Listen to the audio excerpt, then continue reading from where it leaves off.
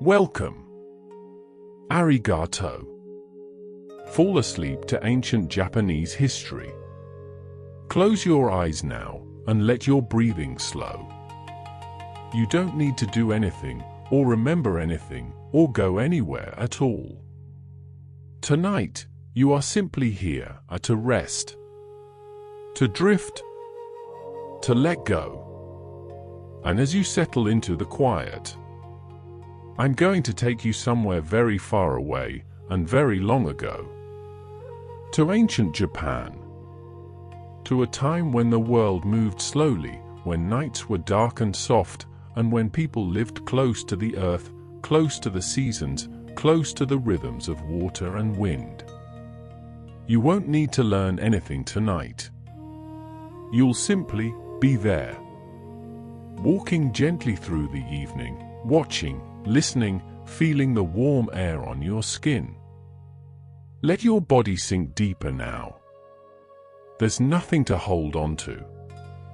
Just let go and follow. You find yourself on a narrow path. The sun has just set, and the sky above is turning from pale gold to deep indigo.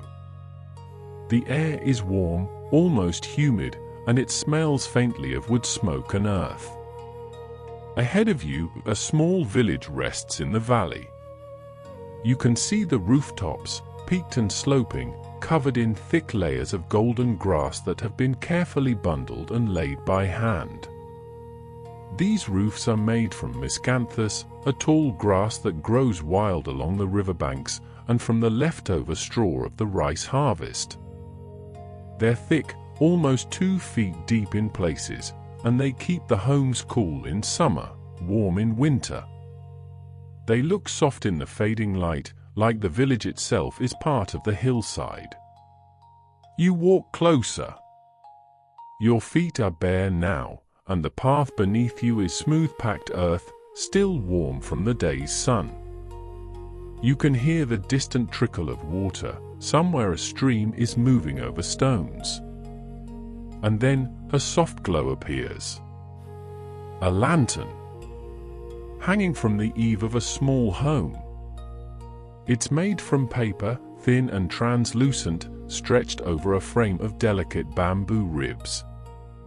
The light inside flickers gently, casting soft shadows that sway and breathe. You pause and watch it. There's no hurry. There's nowhere else to be. The village is quiet now.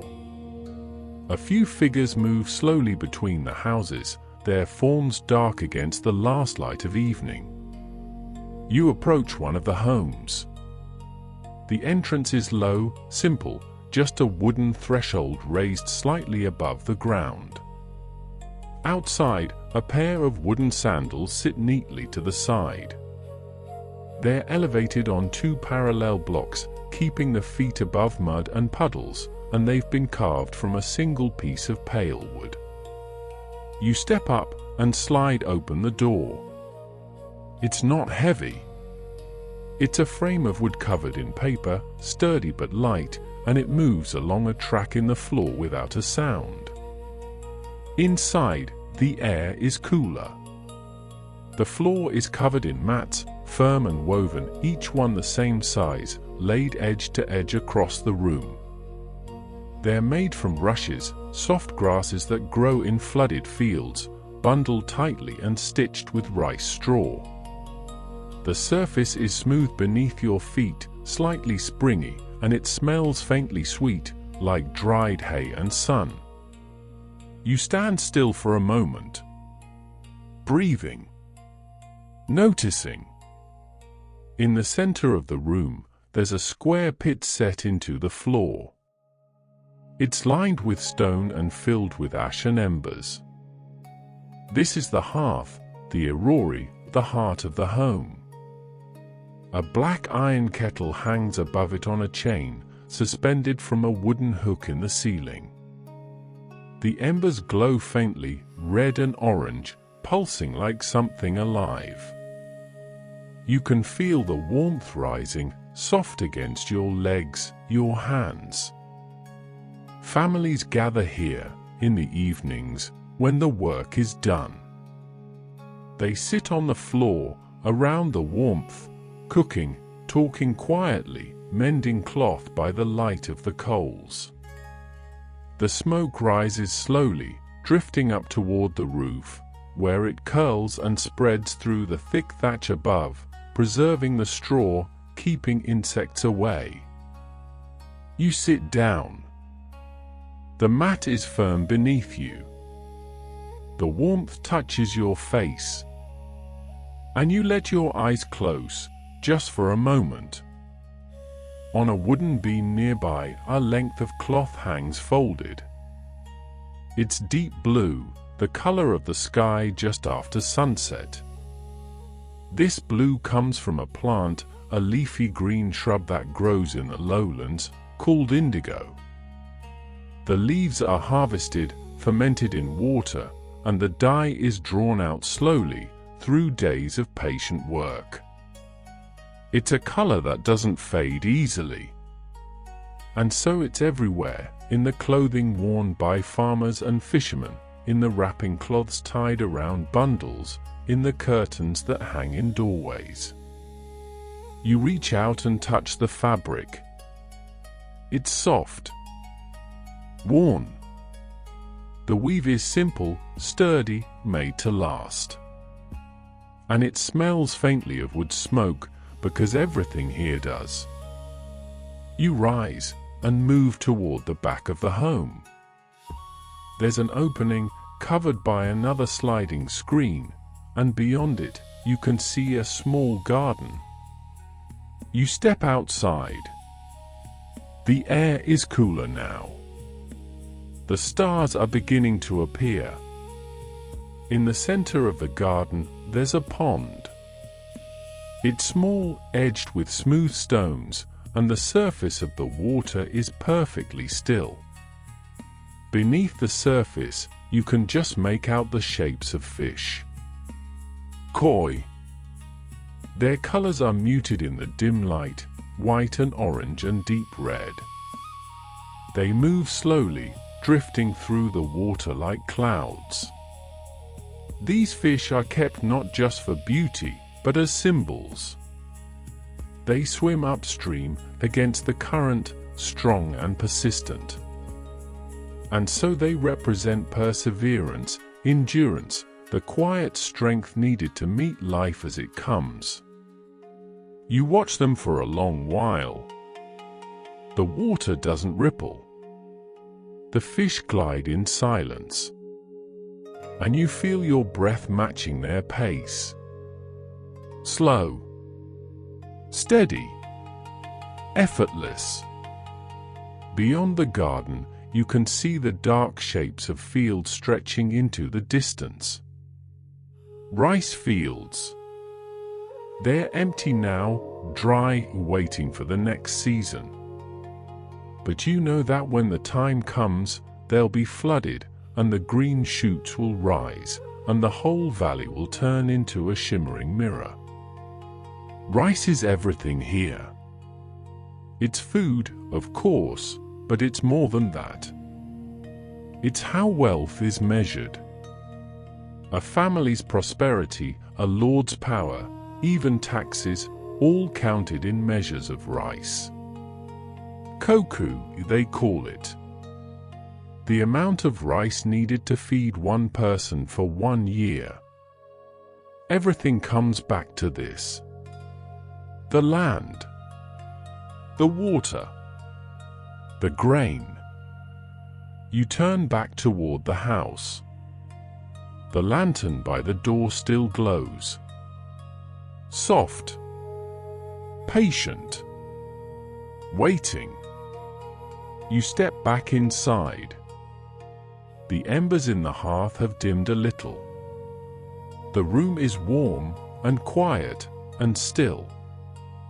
You lie down on the woven mat. Your body sinks into it. Your breathing slows. And as you close your eyes, you can still see the glow of the coals, the flicker of the lantern, the dark water of the pond. Tomorrow, you'll walk further. Through villages and temples, along rivers and mountain paths. But tonight, you rest here. Safe. Warm. Held by the quiet of this ancient place. Let yourself drift now. There's nothing to hold. Nothing to do. Just sleep.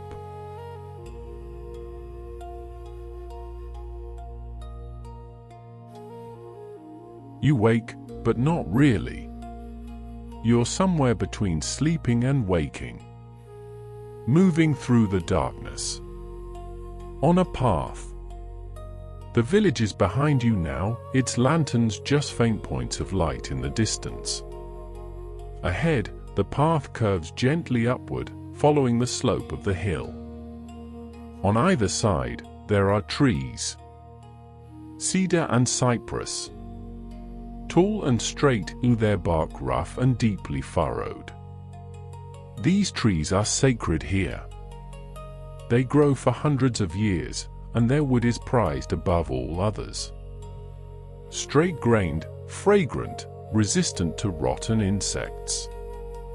The greatest temples and shrines are built from these trees, each beam carefully chosen, each cut deliberate and clean. You reach out and touch one as you pass. The bark is cool, slightly damp from the evening air. And the scent, faint but unmistakable, clean and resinous, like the forest breathing. The path becomes steeper. And then, you see them. Stone steps.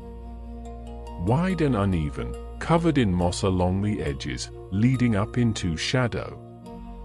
You begin to climb. Slowly. One step at a time. Your feet know the way. These steps were placed here long ago, carried up from the valley, fitted together without mortar or binding. Just stone on stone. Each one worn smooth in the center, where countless feet have passed, where pilgrims and monks and travelers have walked, year after year, century after century.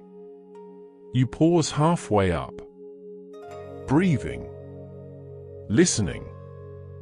Somewhere above, you hear the soft sound of a bell. Not ringing, just resonating. A single note fading slowly into the night. At the top of the steps, there's a gate. Two massive pillars, topped by a curved roof, standing free against the sky. A Torii gate. It marks the threshold between the ordinary world and the sacred space beyond. You pass beneath it. And as you do, you feel something shift. The air is cooler here. Quieter. Even your footsteps seem softer. The path continues, but now it's covered in fine gravel. White stones, small and round, raked carefully into patterns. You walk slowly across them. They crunch softly beneath your feet, a sound like distant rain. The gravel isn't just decoration. It serves a purpose. It drains water quickly after storms, keeps the ground clean and dry, and when people walk across it, the sound announces their presence. Nothing approaches in silence here. To your left, there's a low wooden structure. A pavilion, open on all sides, with a roof of dark tiles. Beneath it, a stone basin filled with water. You move closer. The water is perfectly clear, reflecting the night sky. A bamboo ladle rests across the basin's edge, its handle worn smooth from use. This is where visitors purify themselves before entering the sacred grounds. They rinse their hands, their mouths, washing away the dust of the world. Not because the body is unclean, but because the act itself is a reminder. A transition. A moment of intention. You lift the ladle.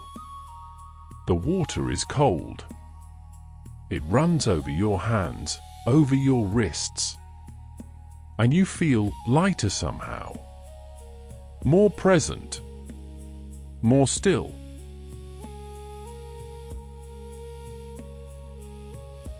You continue along the gravel path. And then you see it. A large bronze bell hanging in an open wooden frame. It's massive, taller than you, a dark green with age. There's a thick rope hanging beside it, and a horizontal log suspended on chains. You step closer. The bell's surface is smooth, cast in one piece, its shape round and full. These bells are struck at specific times, dawn and dusk, or on holy days. But also, they're rung 108 times at the new year. Once for each earthly desire, each source of suffering that binds people to the cycle of life and death. Each strike is meant to release one, to let it go, to lighten the burden. You don't ring it now. You just stand beside it, feeling its presence, its weight, the silence it holds between sounds. Past the bell, there's a low building, long and narrow, with a veranda running along its length. The monks' quarters. A single light glows from within, barely visible through the paper screens. You know they're inside, sitting perhaps, or lying on thin futons laid directly on the tatami. Their days begin before dawn. They wake to the sound of the bell, dress in simple robes, and gather for meditation and chanting. Their diet is simple too. Mostly rice and vegetables, pickled radishes and fermented soybeans, miso soup made from paste aged in wooden barrels. No meat. No excess. Just enough. The monks learned long ago that food prepared with care, eaten slowly, in silence, becomes something more than nourishment. It becomes practice. Gratitude. Awareness of each moment. You stand on the gravel, watching the faint light. And you feel no need to disturb them. Their peace is complete. And somehow you share in it. You turn away from the building and find yourself walking toward an enclosed space.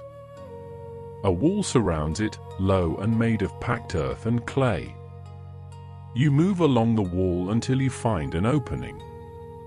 Inside, there's a garden. But not a garden of flowers or trees. A garden of stones. 15 of them. Set in a sea of white gravel, raked into long parallel lines that swirl gently around each stone. The stones themselves are rough, dark, uncut. They sit in groups, some alone, some clustered. And no matter where you stand, you can never see all 15 at once. This garden is meant for contemplation. The stones represent islands, or mountains rising from clouds, or something else entirely. It doesn't matter. What matters is the space between them. The emptiness. The way the eye moves, and rests, and moves again. You sit down on the wooden veranda that borders the garden. Your legs dangle over the edge. And you simply look. The tea house path. After a long while, you rise. The night has deepened. The stars are bright now, sharp and clear. You follow a narrow path that leads away from the temple grounds. It's barely visible, just a track of stepping stones set into moss. The stones are irregularly spaced, so you have to watch your step, move carefully, stay present. This isn't by accident. The path to a tea house is always like this. Deliberately imperfect. It slows you down, makes you pay attention, prepares you for what comes next.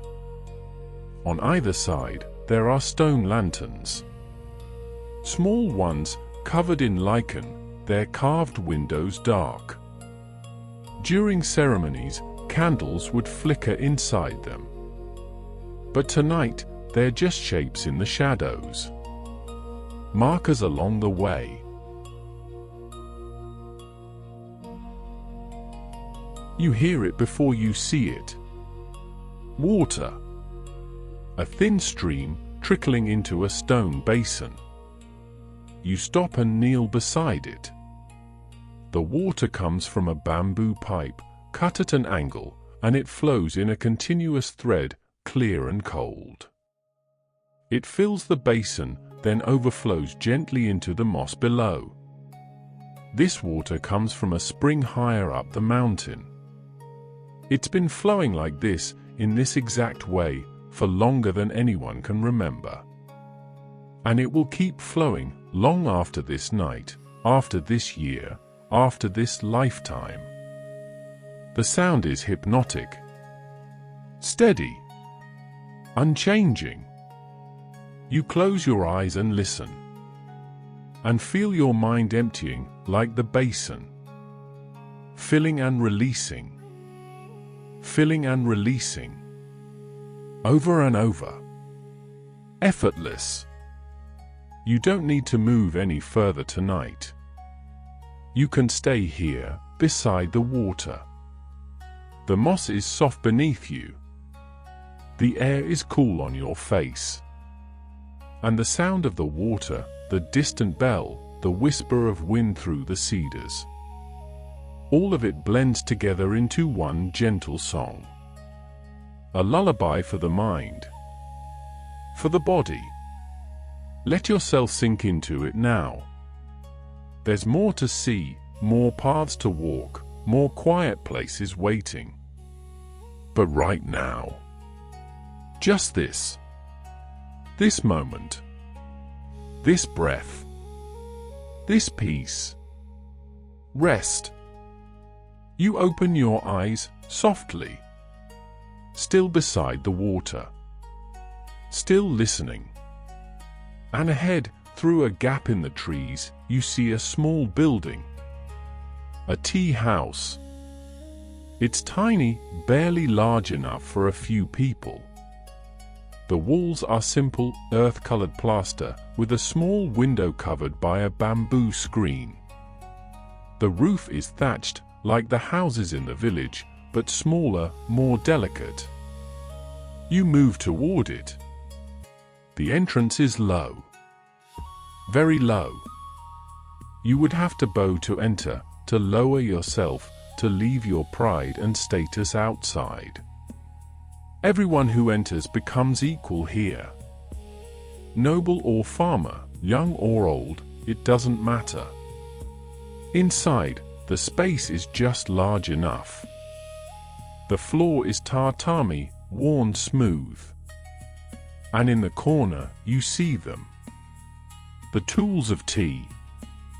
A iron kettle, blackened with age, sitting over a small hearth cut into the floor. Beside it, a bamboo whisk. It's carved from a single piece of bamboo, split into dozens of fine tines, curled and delicate. This whisk is used to blend powdered tea with hot water, whisking in a careful pattern until the tea froths and becomes smooth. The tea itself is made from leaves that have been steamed, dried in shade, then ground by hand into the finest powder. Bright green. Slightly bitter. Grounding. You kneel beside the hearth. The kettle is warm still. And you imagine the ceremony, the slow preparation, the careful movements. Nothing rushed. Nothing wasted. Every gesture, intentional. You leave the tea house behind. The path continues, narrower now. And suddenly, you are surrounded. Bamboo. Tall stalks rising on both sides, so thick you can barely see between them. They sway slightly in the breeze. And they make a sound. A soft clicking, a gentle knocking, as the stalks touch and separate. Bamboo grows fast here. In the right season, you can almost watch it rise. A shoot can grow several feet in a single day, pushing up through the earth, unfolding section by section. And once mature, bamboo is everywhere. In fences and scaffolding. In water pipes and gutters. In baskets and brushes and fishing rods. Split into strips, it's woven into mats and blinds. Hollowed out, it becomes flutes and containers. Even the young shoots are eaten, tender and slightly sweet, boiled and seasoned with soy and mirin. Nothing is wasted. Every part has a use. You walk slowly through the grove. The ground is covered in fallen leaves, long and narrow, dry and rustling. Above, the canopy is thick. The moonlight filters through in patches, creating shadows that shift and dance. And the air smells green. Fresh. Alive. The path leads downward now. Back toward water. You can hear it, louder than before, a stream moving over rocks. And then you see a small workshop. Open-sided, with a roof of wooden shingles. Inside, there are wooden frames stacked against the wall. And long sheets of paper, hanging from lines, drying in the night air. This is where paper is made.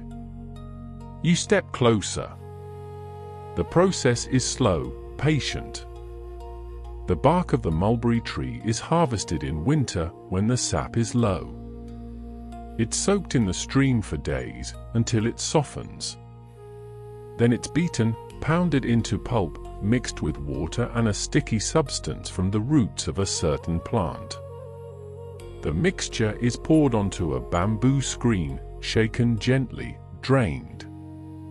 What remains is a thin layer of fibers, pressed, dried in the sun or air.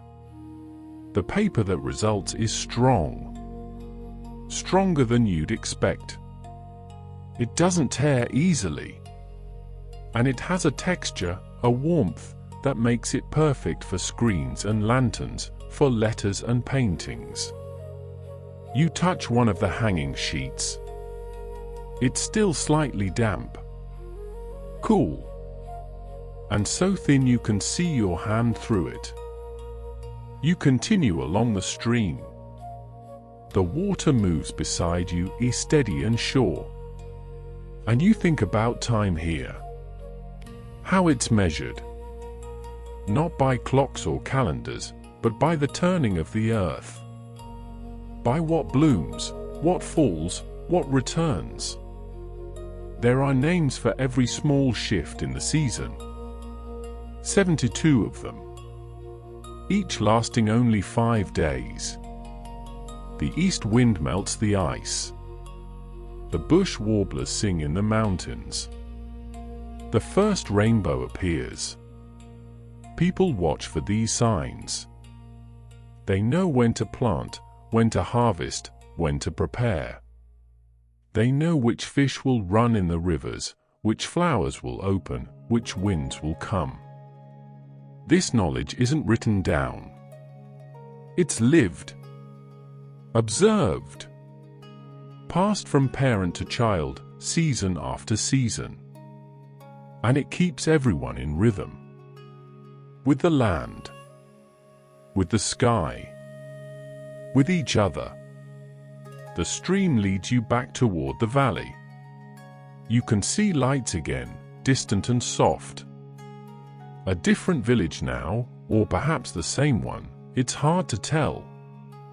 At the edge of the settlement, there's a raised building. Wooden. Standing on stilts about 3 feet off the ground. A storehouse. The elevation keeps the contents safe from flooding, from moisture, from mice and insects. Inside, you know there are sacks. Rice. Grain. Dried fish wrapped in straw. Barrels of pickled vegetables, cucumbers and radish, preserved in salt and rice bran. These pickles can last for months, even years.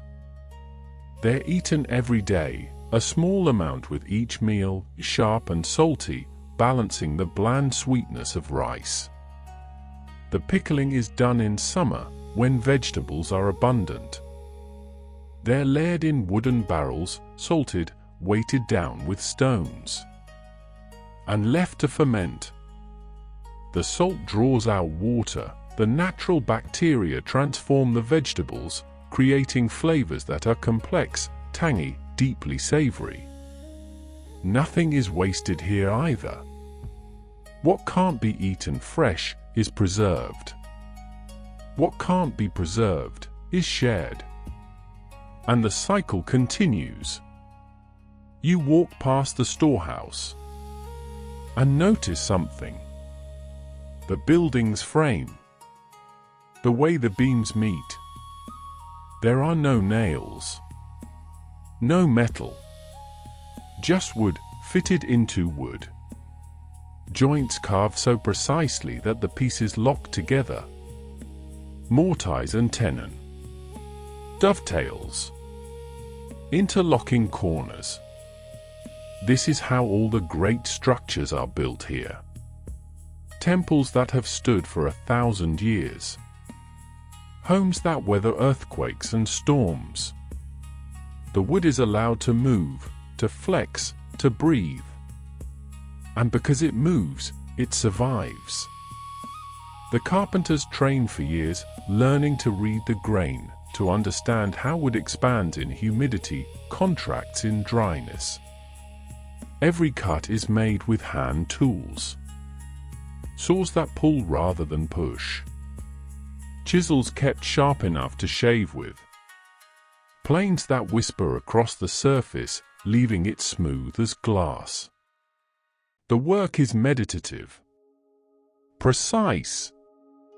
A conversation between the craftsman and the material. You're walking again.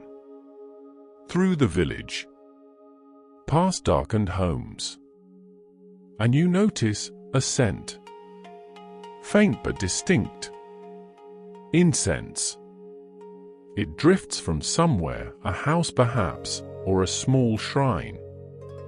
The incense here is made from woods and resins. Sandalwood. Aloeswood.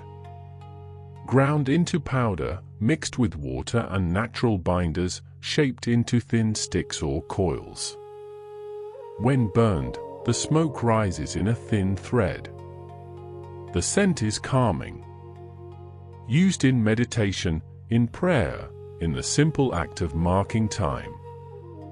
Some incense is prized beyond measure. Rare woods from distant lands, aged for decades, centuries even. The scent changes as it burns. Reveals layers. Sweet, then earthy, then something almost floral. People gather to appreciate it. To identify the notes. To sit in silence, just breathing it in. You stop. Close your eyes. And let the scent fill you. It smells like memory. Like something ancient and always present. The village is quiet now. Everyone is resting. The lanterns have been dimmed or extinguished.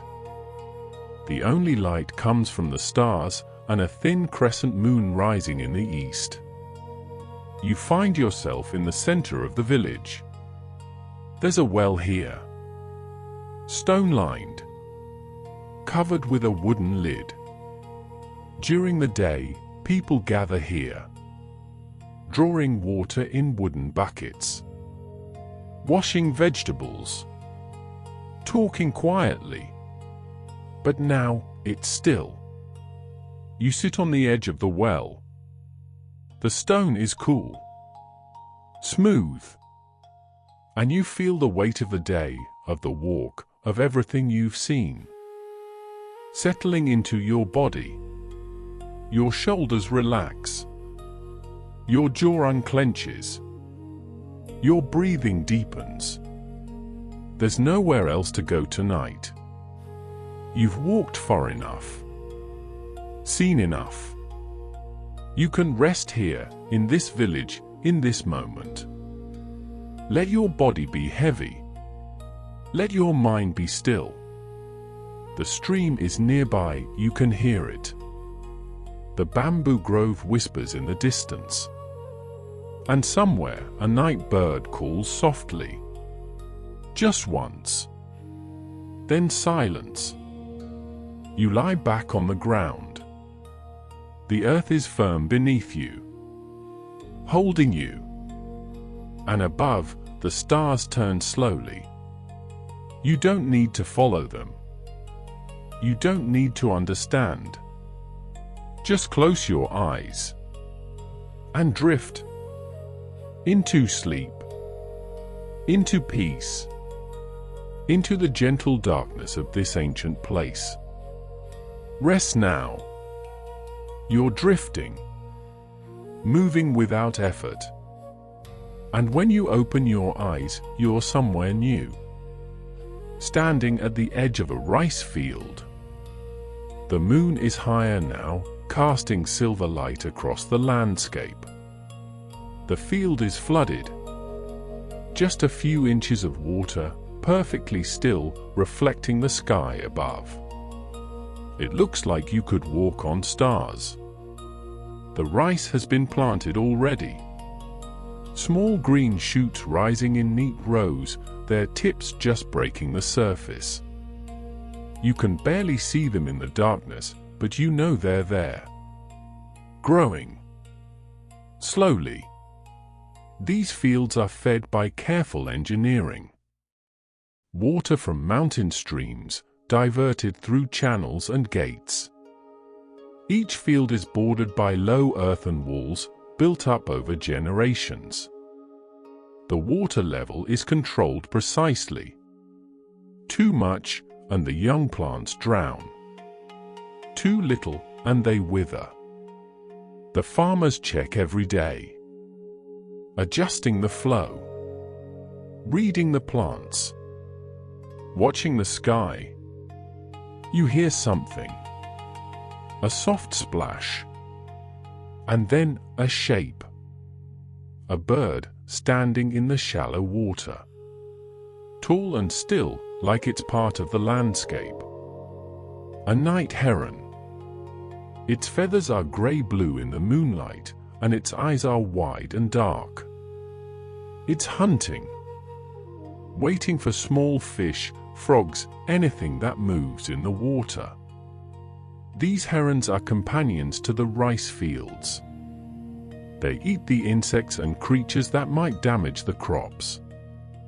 And the farmers let them be.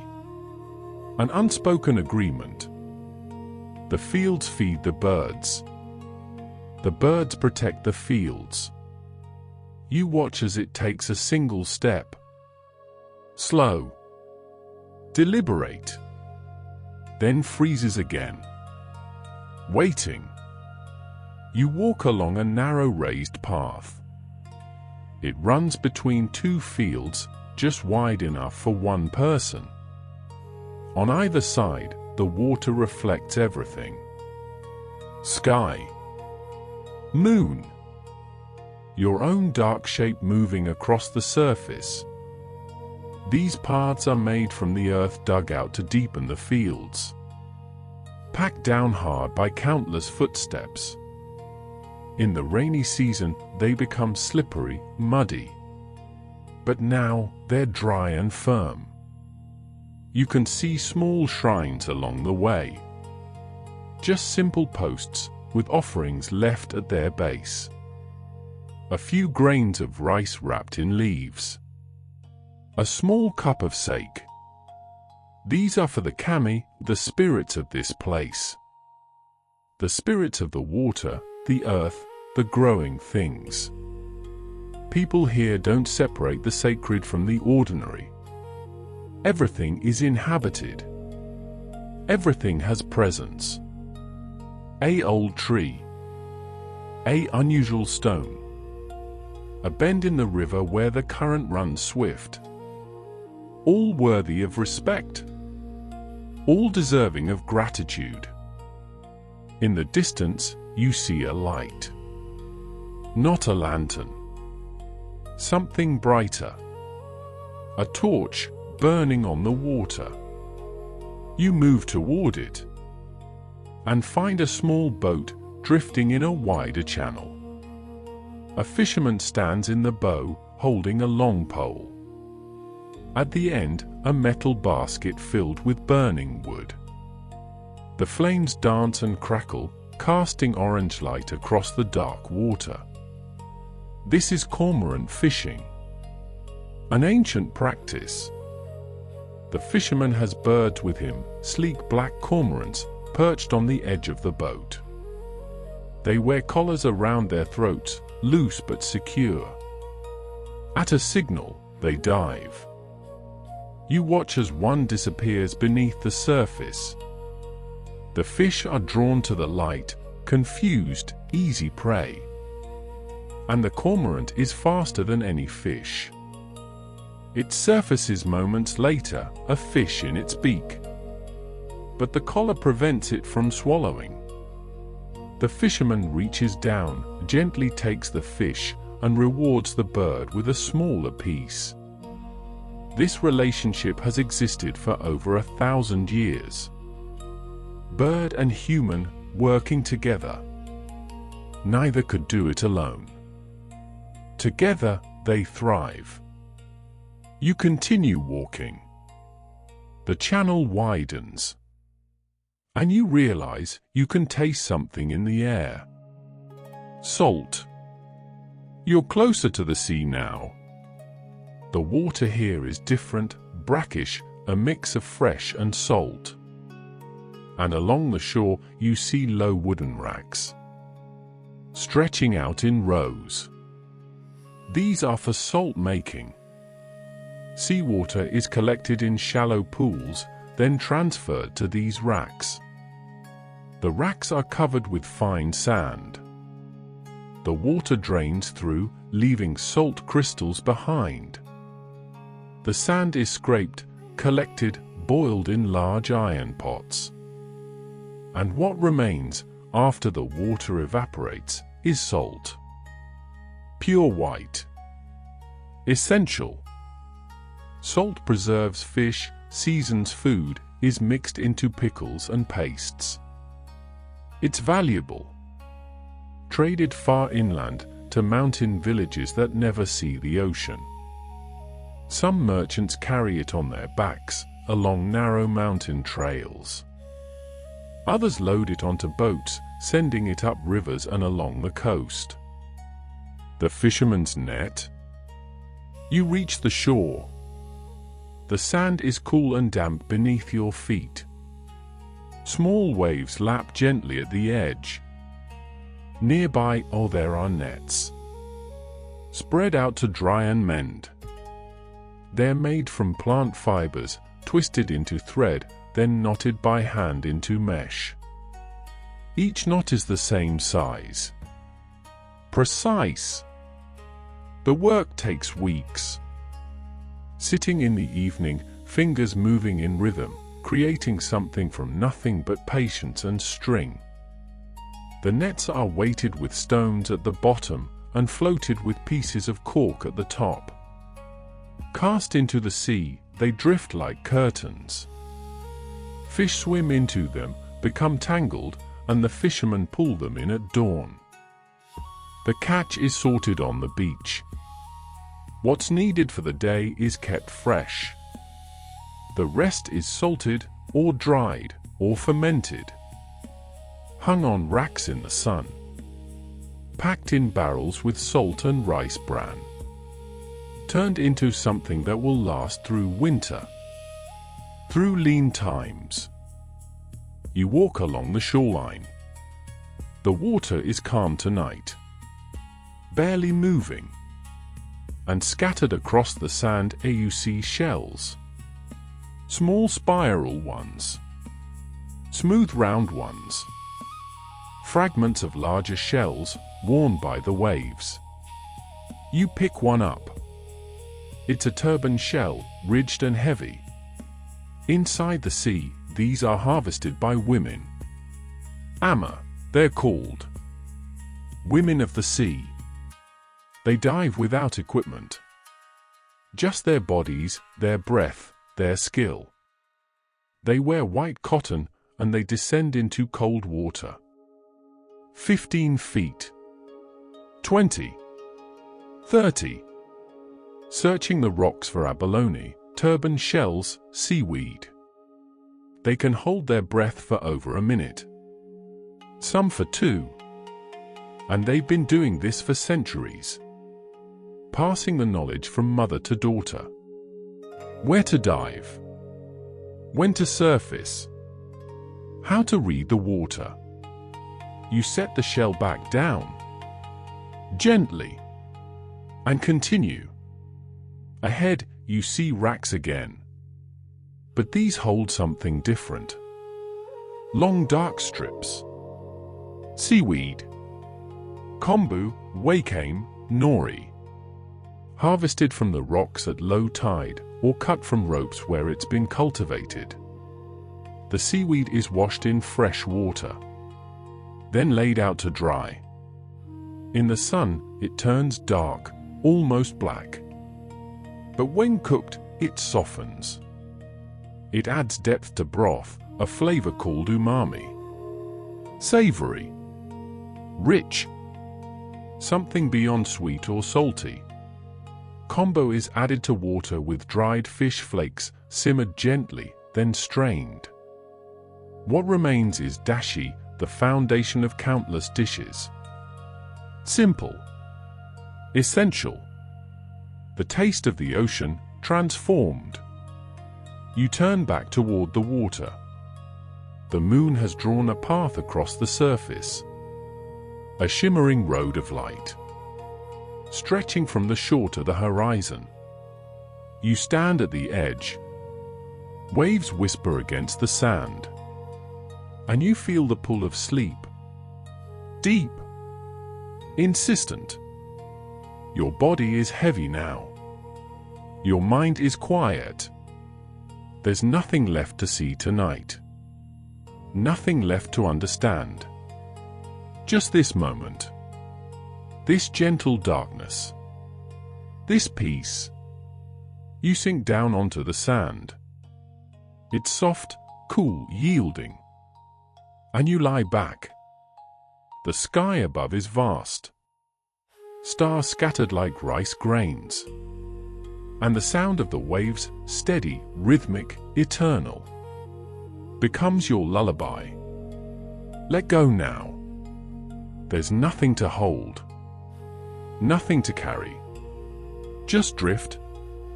Into sleep. Into stillness. Into the vast quiet of this ancient night. Rest. You're moving again. So gently you barely notice. The sound of waves fades behind you. And ahead, the land rises. Hills. Mountains. Dark shapes against the starlit sky. You find a path. Narrow and steep, winding upward through the trees. Your feet know the way. Each step is steady. Unhurried. The air grows cooler as you climb. Thinner. And it carries a different scent now. Not salt, but earth. Moss. The deep green smell of the forest. Halfway up the slope, you see smoke. Not thick, just a thin thread rising through the trees. You follow it and find a small hut built low against the hillside.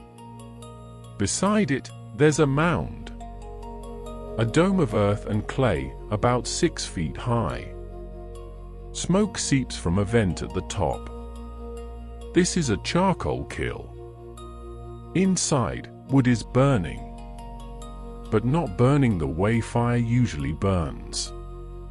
The kiln is sealed, almost airtight, so the wood smolders slowly, without flame. Over days, sometimes a week, the wood transforms. Everything that's not carbon burns away. What remains is charcoal. Light. Pure. It burns hotter and longer than wood, with almost no smoke. Perfect for cooking, for heating, for the careful work of blacksmiths and metal workers. The charcoal maker tends his kiln day and night, watching the smoke, adjusting the vents, knowing by experience, by instinct, when the process is complete. You can see him now, just a shadow near the entrance. He doesn't notice you. He's focused entirely on his work. Patient. Waiting. You continue upward. The path is lined with stones now. Not placed recently, but ancient. Worn smooth. Partially buried. This is a pilgrimage route. People have been walking this path for hundreds of years, seeking something. Peace. Healing. Purification. Connection with the divine. Some walk barefoot. Some carry nothing but a staff and a small bag. They stop at shrines along the way. Pour water over stone statues. Leave coins. Whisper prayers. The journey itself is the offering. Each step, an act of devotion. Each breath, a meditation. You see a statue ahead. Stone. Weathered. Covered in moss and lichen. A figure sitting in stillness, hands folded, eyes half closed. Someone has left flowers. Wild flowers, already wilting. But the gesture remains. You pause beside the path. There's a small clearing here. And growing in patches, you see plants. Low to the ground, with broad leaves and tiny flowers. These are mountain herbs, prized for their healing properties. The monks who live higher up, they know every plant. Which leaves reduce fever? Which roots calm the stomach? Which flowers ease pain and help with sleep? They harvest carefully, taking only what's needed, leaving enough for the plants to recover, to seed, to return next season. The herbs are dried in bundles, hung from rafters, then ground with mortar and pestle. Mixed with water or sake, they become medicine.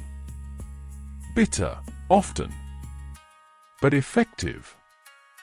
People travel far to receive these remedies, trusting in knowledge passed down through generations, through observation, through trial and patience. You hear water again. Closer now. A stream cutting through the rocks. You climb toward it and find a place where the water pools. Small and clear. Steam rises from the surface. A hot spring. The water here comes from deep underground, heated by the earth itself. It bubbles up between the rocks, mineral-rich, slightly sulfurous. People come to these springs for healing. They soak in the hot water, sometimes for hours, letting the heat penetrate their muscles, their joints, letting the minerals work on their skin. Some springs are believed to cure specific ailments: joint pain, skin conditions, fatigue. Others are simply for rest, for restoration. You kneel beside the pool. The water is almost too hot to touch, but you dip your fingers in anyway and feel the heat travel up your arm, loosening, releasing. The Sake Brewery. Further along, the path levels out, and you smell something sweet, yeasty, fermented. You follow the scent to a low building. The door is opened slightly. Inside, you can see large wooden barrels, cedar barrels, taller than you, bound with bamboo hoops. This is where sake is made. The process begins with rice, polished rice with the outer layers milled away. The more you polish, the finer the sake. The rice is washed, soaked, steamed until it's tender. Then koji mold is added, a special mold that grows on the rice, breaking down the starches into sugars. After days, yeast is introduced, and the fermentation begins. Slow, cool, carefully monitored. The mixture bubbles gently, releasing that sweet aroma. After weeks, sometimes months, the liquid is pressed from the solids, filtered, sometimes aged. What emerges is sake, clear or slightly golden, smooth, meant to be sipped, warmed in winter, chilled in summer. Shared. You climb higher still, and then a sound reaches you. Deep, resonant, a bell, but not the sharp ring of the temple bell from before. This is different. Lower. It vibrates in your chest. You follow the sound and emerge onto a flat area, a monastery built into the mountainside. The main hall is simple, wooden, with a steep roof. The bell tower stands separate, and there you see a monk. He pulls the rope. The log swings, strikes the bell, and that sound, that deep thrumming, spreads out across the valley. The bell is rung at specific times to mark the hours of practice. Dawn, midday, dusk, midnight. It reminds everyone in the monastery and in the villages below that time is passing, that this moment, this breath, will not come again. You step into the main hall. It's dark inside, empty. Just rows of flat cushions on the wooden floor. This is where the monks sit, for hours, in zazen, seated meditation, facing the wall, legs crossed, spine straight, hands folded in their laps, eyes half open, gazing downward, not focused on anything, just present. Breathing. There's no goal, no achievement. Just sitting, moment after moment, breath after breath. Sometimes the mind wanders. Sometimes it settles. Either way, they sit. In winter, when snow piles against the walls and the hall is freezing. In summer, when sweat runs down their backs. They sit. And slowly, over years, something shifts. Not enlightenment, perhaps. Just clarity, acceptance, peace. Outside again, you walk through a small garden, terraced into the slope. Growing here are vegetables that thrive in the mountains. Daikon radish, long and white. Leafy greens, mizuna and komatsuna. Root vegetables that can withstand cold nights. The monks tend this garden themselves. It's part of their practice. Digging, planting, weeding, harvesting. All done with attention, with care. Nothing wasted. The radish greens are eaten as well as the roots. Stems and stalks are pickled. Even the toughest leaves are composted, returned to the soil. The garden feeds the monastery, and the work of gardening feeds the soul. Near the entrance to the hall, there's a low stone basin.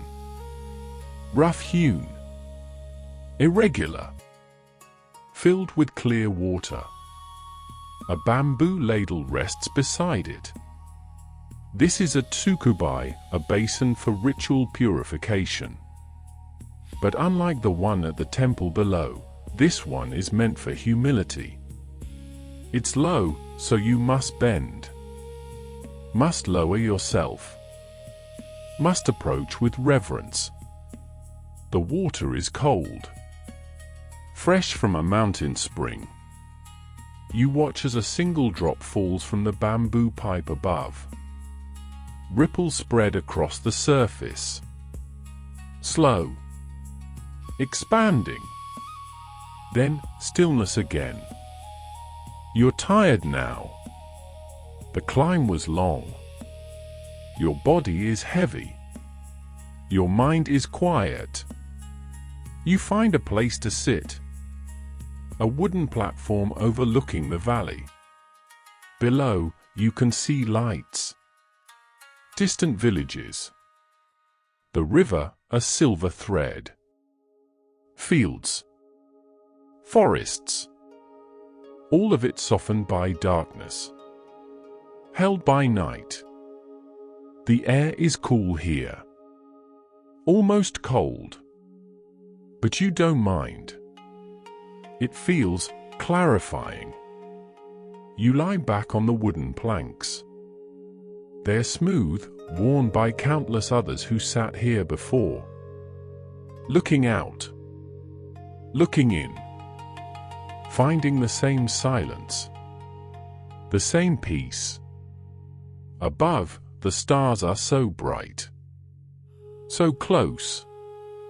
You could reach up and touch them. But you don't. You just lie still. Breathing. Being. Let yourself rest here. In this high place. In this ancient quiet. There's nowhere else to be. Nothing else to do. Just sleep. Deep. Peaceful. Safe. You're not sure how long you slept. But when you open your eyes, the sky is different. Not quite day. Not quite night. That soft grey hour before the sun rises. You stand slowly and begin to descend back down the mountain path. Your legs remember the way. Each step careful. Quiet. The forest around you is waking. You hear birds now. Soft calls. Tentative songs.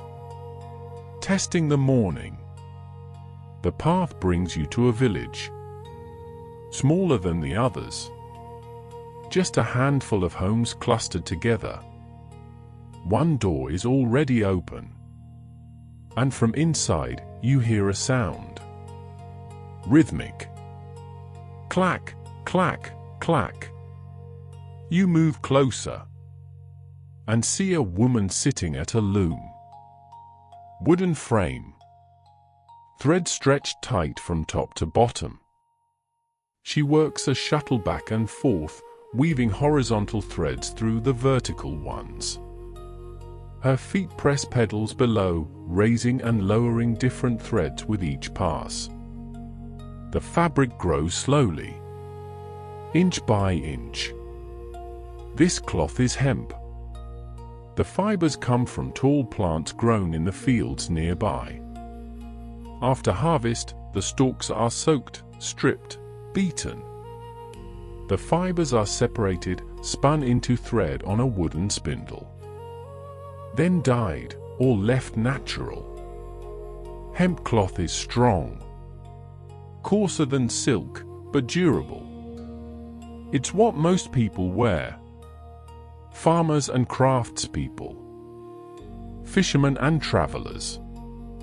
The cloth breathes in summer, layers warm in winter, and it lasts for years. You watch the shuttle pass, back and forth, back and forth. A meditation in motion. Outside, the village is stirring. Someone is drawing water from the well. The rope creaks as the bucket descends. Then, silence. A splash. And the slow pull upward.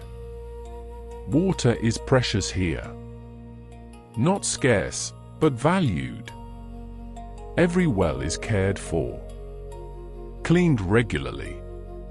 The stones lining it are checked, replaced if they shift. And the water is used carefully. Nothing wasted. The first drawing is for drinking, the second for cooking, the third for washing. And even the washing water is saved, poured onto gardens. Return to the earth. You watch as an elderly man fills a wooden bucket. He carries it, balanced on his shoulder, back toward his home. His movements are slow, steady. He's done this every morning for 50 years. Perhaps more. It's not a burden. It's simply what is done. You follow a path out of the village and come to a river, wider than the streams you've crossed before. The water moves swiftly here, deep and dark. And spanning it, there's a bridge, arched, made entirely of wood. No nails. Just carefully fitted beams and supports, locked together with mortise and tenon joints. The curve of the bridge rises steeply, then descends on the other side. It's said that the curve is intentional, that evil spirits can only travel in straight lines. So the bridge protects the village, turns away misfortune. You begin to cross. The wooden planks are smooth underfoot, worn by countless footsteps. Below, you can see the river rushing. And you notice something. Piles driven into the riverbed. Thick wooden posts, grouped in clusters. These support the bridge. But they serve another purpose too. They break the current, slow the water during floods, protect the banks from erosion. Everything here is built with care, with understanding, with respect for the power of water. The morning meal. On the far side of the bridge, you see a small rest house, open to travelers. Inside, someone has left offerings.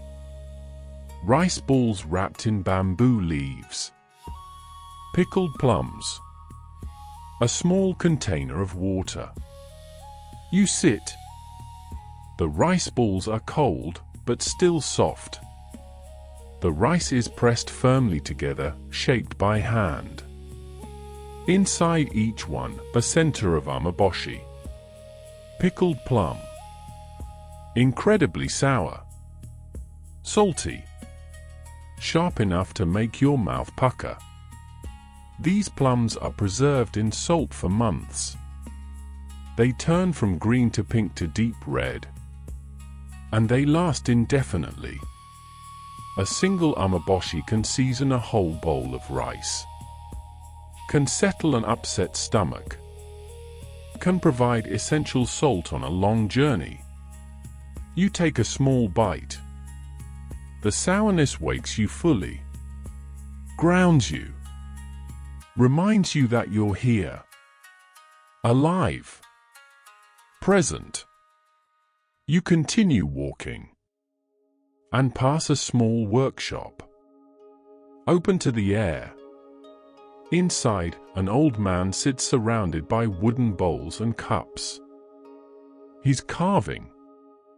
Using a curved blade, pulling it toward him with both hands. Shaving thin curls from the inside of a bowl. The wood is zelkova, a hardwood with a beautiful grain. Or sometimes Japanese cypress, pale and fragrant. Each bowl is carved from a single block.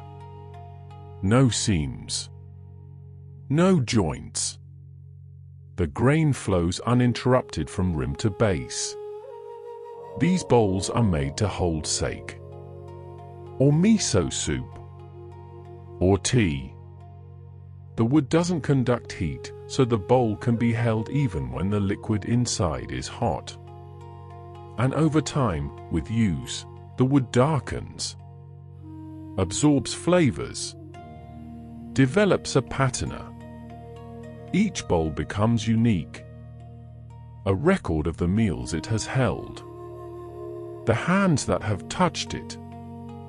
The path leads you into forest again. And there, among the trees, you see a small shrine. Not a temple. Just a simple structure.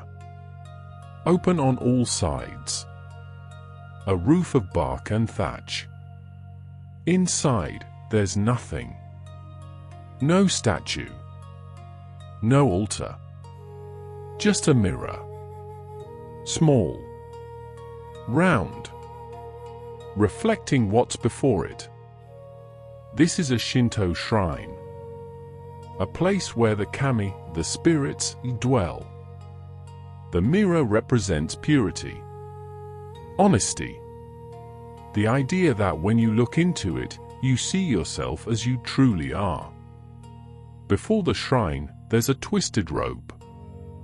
Thick. Made from rice straw, braided and hung between two posts. White paper streamers dangle from it, cut in zigzag patterns. This rope marks the boundary. The sacred space. You approach slowly. And bow. Twice. Then clap your hands. Twice. Then bow again. It's the way of showing respect here. Of announcing your presence. Of giving thanks. Somewhere nearby you hear music. Faint. Breathy. A bamboo flute. Shakuhachi, it's called.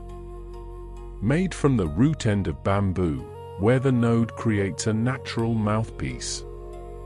The flute has only 5 holes. 4 in front. 1 in back. But from these hit an infinite range of sounds. The player can bend notes, add vibrato, create the sound of wind, of breath itself. Monks play the shakuhachi as meditation. Each note is a prayer. Each breath, an offering. The instrument is simple. But mastering it takes years. Learning to control the breath. To find the subtlety in each tone. To let the music flow, not from effort, but from stillness. You follow the sound, but never find the player. The music drifts through the trees, becomes part of the forest, part of the morning, and then it fades. You emerge from the woods into another small village and see a workshop with dozens of lanterns hanging outside. Some are round, some are cylindrical. All are made from paper stretched over bamboo frames. The paper is so thin, almost transparent. During the day, they look plain. But at night, with a candle inside, they glow softly. The maker sits inside, folding strips of bamboo, bending them into curves, tying them with fine thread, then carefully brushing paste onto the frame, laying the paper over it, smoothing out any bubbles. Some lanterns are painted. Simple designs. A single flower. A crane in flight. Calligraphy, a word or poem. Others are left white. Pure. The light itself is decoration enough. You walk between fields again and notice the way water moves here. Through narrow channels, dug by hand, following the contours of the land. There are small gates at intervals, wooden boards that can be raised or lowered, controlling the flow, directing water to different fields. This system has been refined over centuries. Each village works together, deciding when to flood the fields, when to drain them, who gets water first, who waits. It requires cooperation, trust, the understanding that what benefits one benefits all, and what harms one harms all. The water flows constantly, quiet, steady, feeding the land, sustaining life. You're walking slower now. Your steps are heavy. Your eyes want to close. The morning sun is warm on your face, and you find a place beneath a tree. The shade is cool. The grass is soft. You sink down, lean back against the trunk, and let your body rest. Everything you've seen, all the places you've walked, they blur together now. Mountains and villages, rivers and fields, temples and workshops. All one. All part of the same gentle dream. Your breathing slows, deepens, and you feel yourself drifting. Not away, just deeper. Into rest, into peace, into the endless quiet that holds all things. You don't need to move anymore. You don't need to see anything else. Just this moment, this breath, this perfect stillness. Sleep now, deeply, completely. There's nothing left to carry, nothing left to do. Just be. You're barely aware of time passing. Hours or moments, it doesn't matter. You're somewhere between waking and sleeping, floating. And when you stir, just slightly, you find yourself somewhere new. Inside a house, dim and cool. The light filters through paper screens, soft and diffused. You're lying on the tatami. The mat beneath you is firm, supportive. You notice something. Every mat in the room is exactly the same size. 6 feet long, 3 feet wide, This isn't by chance. Rooms are measured by how many mats they hold. A 4.5 mat room. A 6 mat room. 8 mats. The size tells you everything. How many people can sit comfortably? What the room is used for. Tea ceremony requires 4.5 mats. No more. No less. Just enough space for intimacy. For presence. For attention to be held, undivided. You drift through the house. Through a doorway. Into a courtyard. And there you see large earthenware vats. Buried halfway in the ground. The liquid inside is dark. Almost black. But when you look closer, you see it's deep blue. Indigo. The vats are kept at a precise temperature. Warm enough for the bacteria to live. The living culture that creates the dye. Too hot, and it dies. Too cold, and it sleeps. The dye attends these vats like family. Feeding them. Stirring them. Speaking to them. Cloth is dipped, lifted, exposed to air. The color changes as it oxidizes.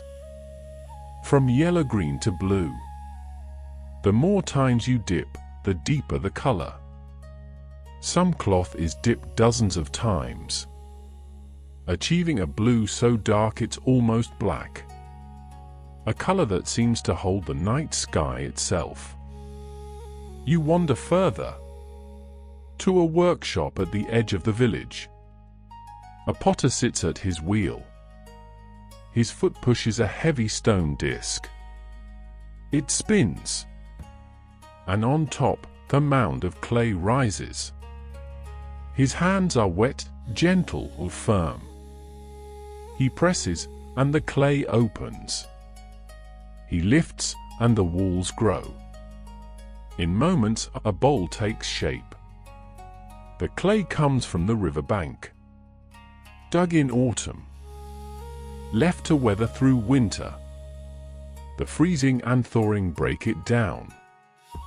Make it workable. In spring, it's kneaded. Mixed with water until it's perfectly smooth. All the air pressed out. The bowls, once shaped, are left to dry. Then fired in a climbing kiln built into the hillside. Wood burns for days. The kiln reaches temperatures that would melt metal. And the clay transforms. Becomes stone. Permanent. Some pieces are glazed. With ash from the fire or minerals mixed with water. Others are left plain. Simple earth. Honest. Behind the potter's workshop, there's another structure. Cool. Dark. Inside, you see rows of wooden barrels. Cedar. Each one taller than you. Heavy wooden lids on top, weighted with stones. This is where miso is made. Soybeans are cooked until soft. Then mashed. Mixed with koji, that same mold used for sake. And salt. Lots of salt. The mixture is packed into barrels. Pressed down. Sealed. And left. For months. Sometimes years.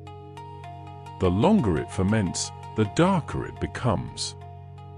The deeper the flavor. Young miso is sweet, mild.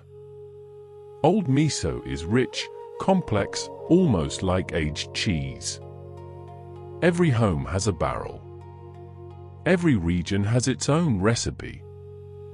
Its own balance of salt and thyme. You step back outside. The sun is higher now, warm on your shoulders. You see smoke rising from a small shed. Black smoke. You approach. Inside, a man tends a small fire. Above it, a ceramic bowl. Soot collects on its underside. Thick. Black. This is how ink is made. The soot comes from burning pine or rapeseed oil. It's scraped off carefully, mixed with animal glue, shaped into sticks, dried, aged. To use the ink, you grind the stick on a stone, adding water drop by drop. The grinding is meditative. Slow circles, feeling the resistance, watching the water turn black. The darkness deepen. When the ink is ready, you paint or write. Each stroke is permanent, cannot be erased. So each one must be true, committed, complete. You find yourself on a path again, walking between fields. A farmer stands at the edge, looking up at the sky, reading clouds, feeling the wind. He doesn't have a written calendar, but he knows exactly where he is in the year. By the angle of the sun, by which flowers are blooming, by the temperature of the morning air. There's a system he passed down for generations. Observations turned into proverbs. When the frogs begin singing, ye plant the rice. When you can stand on 7 blades of grass, the frost is done. If the evening sky is red, tomorrow will be clear. This knowledge kept people alive. Told them when to plant, when to harvest, when storms were coming, when to prepare. It was never written down. Didn't need to be.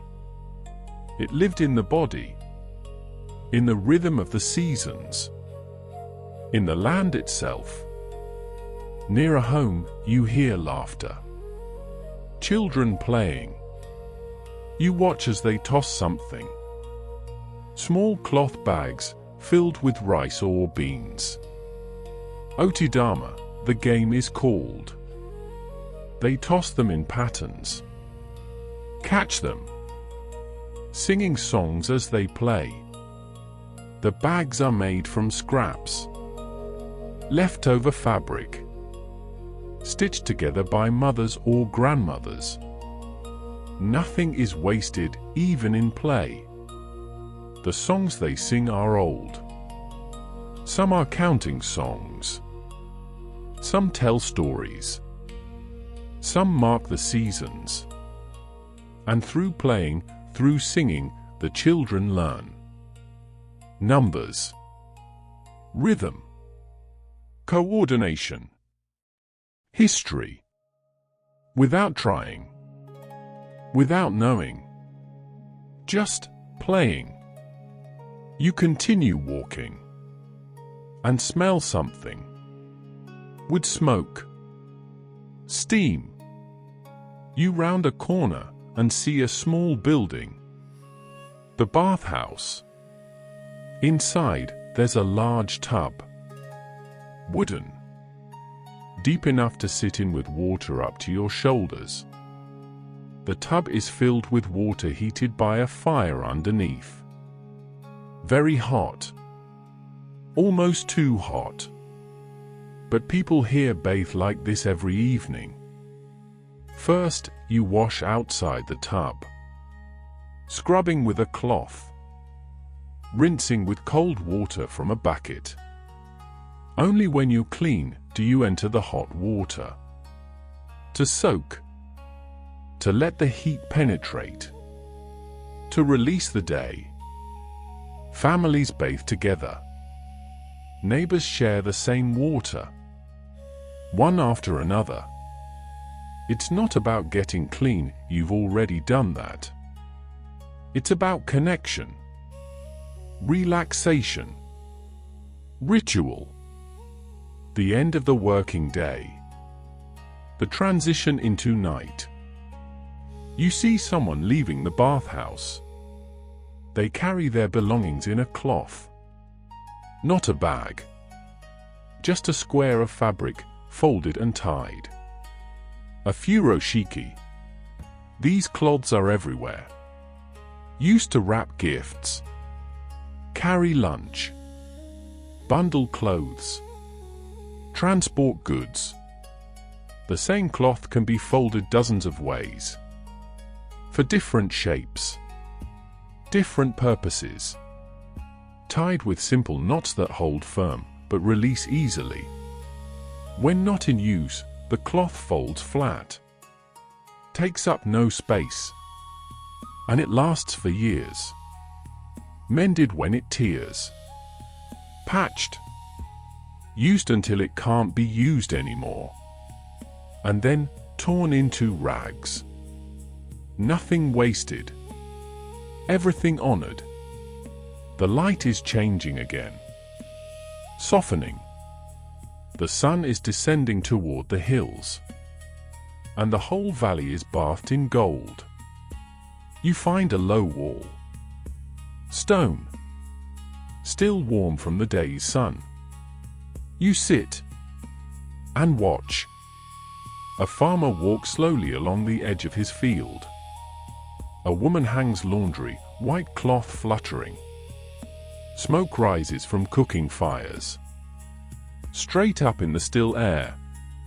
There's no hurry here, no rush. Everything moves at the pace it needs to move. No faster, no slower. You feel your eyes growing heavy again. The warmth of the wall, the soft light, the gentle sounds of evening, all of it pulling you deeper, into rest, into quiet. You lie back on the wall. The stone supports you, holds you, and you let go of the day, of the journey, of everything you've seen and heard. It all dissolves gently, like mist over the river. There's nothing to remember, nothing to hold on to. Just this moment, this breath, this peace. Your body is heavy, sinking, melting into the stone, the earth, and the light fades. Not suddenly, but gradually, so gently you barely notice, until everything is soft, dark, still. Sleep now, completely. Let the night hold you. Let the silence carry you. There's nowhere to go, nothing to be. Just this. Just peace. You're drifting again. Deeper now. The edges of things blur. Time moves like honey.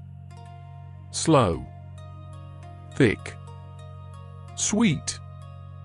You're barely aware of your body. Just a sense of floating. Of being held. By darkness. By silence. By something vast and gentle. You find yourself inside again. A house at night. Everyone is preparing for sleep. You watch, but you're not really there. Just observing. Like a whisper. Like a shadow. A woman kneels on the tatami. Before her, a small pillow. But not like pillows you might know. This one is wooden. Small. Curved to support the neck, not the head. A makura. It keeps the head elevated. keeps elaborate hairstyles from being crushed during sleep. Hair is dressed once every few days. Oiled. Arranged. Held with combs and pins. It takes hours. So at night, the neck rests on the wooden pillow. The hair remains perfect. Untouched. She lies down carefully, settles her neck onto the curve, and closes her eyes. You notice something. The mats on the floor. They have borders. Cloth strips sewn along the edges. Some are plain. Some are patterned. The color and pattern tell you something about the family who lives here. Plain black borders for most homes. Colored borders for those of higher rank. Purple for nobility. Certain patterns reserved for certain classes. You could read a room just by looking at the floor. Know who could enter. Who should bow. Who held power. These distinctions were everywhere. In cloth. In color. In the width of a sleeve. The angle of a roof. Invisible lines. But everyone knew them. Outside, in the darkness, you see a tree. Bare now. But hanging from its branches, shapes. Orange. Persimmons. Left to dry in the autumn air. These fruits are astringent when fresh. Sharp. Mouth-puckering. But dried, they become sweet. Chewy. Dusted with natural sugars. The juice from unripe persimmons has another use. Kakishibu, they call it. Pressed from green fruit. Fermented. The liquid is dark brown. And it has remarkable properties. It waterproofs. Preserves. Strengthens. Painted on cloth, it makes it water resistant. On wood, it protects against rot. On paper, it adds durability. Even fishing nets are soaked in it, making them last longer in salt water. Everything from this tree is used. The fruit, the juice, the wood for carving and furniture. Even the dried leaves for wrapping food. You drift to another house. Quieter. Warmer. Inside, wooden trays are stacked. And on them, something moves. Silkworms. Thousands of them. White and plump. They eat constantly. Mulberry leaves. The sound of their eating fills the room. Like rain on paper. Soft. Constant. The family tends them carefully, feeding them fresh leaves several times a day, keeping them at just the right temperature. After weeks, the worms stop eating. They're ready. Each one begins to spin. A single thread extruded from its body, round and round, creating a cocoon. Silk. One cocoon contains nearly a mile of thread, so fine you can barely see it. The cocoons are collected, heated to stop the transformation inside, then unwound in hot water. Several threads twisted together, creating yarn. Strong, lustrous, precious. Silk is reserved for special occasions, for the wealthy, for ceremonies. A single garment might take months to weave. years to embroider, and it would last, passed down through generations. You're back on the mountain now. In the monastery, a room lit by a single candle. A monk sits at a low desk. Before him, paper, brush, ink. He's copying a sutra, sacred text, each character formed with absolute care. Deliberate, perfect. This is how knowledge is preserved. The monks are the keepers of written words. They copy texts, medical treatises, histories, poems. They record births and deaths, keep calendars, document events. Without them, so much would be lost. The work is painstaking, one character at a time. Hours passing, days. But the monk doesn't rush. Each stroke is a meditation, each word a prayer. The brush moves, lifts, touches again, and the text appears. Black on white, permanent, timeless. Morning comes, or perhaps it's still night. You can't tell anymore. You see an old woman sitting in a doorway. Her hands move quickly, plaiting straw, making sandals. Waraji. These are what most people wear, made from rice straw left after harvest. The straw is soaked to make it pliable, then braided tightly, shaped to fit the foot, with a loop between the toes and ties around the ankle. They wear out quickly. A pair might last a week, a month if you're lucky. So they're made constantly. In the evening, in spare moments. Everyone knows how. Children learn young, their small fingers following the pattern. Over, under, through. The sandals cost almost nothing. And when they wear through, they're composted. Return to the fields. Everything circles back. You hear it. That deep sound. The temple bell. It rings at dusk every day, marking the end of work, the closing of the day. In villages, people stop. Listen. The sound carries for miles. Over fields, through forests, into valleys. It tells everyone time is passing.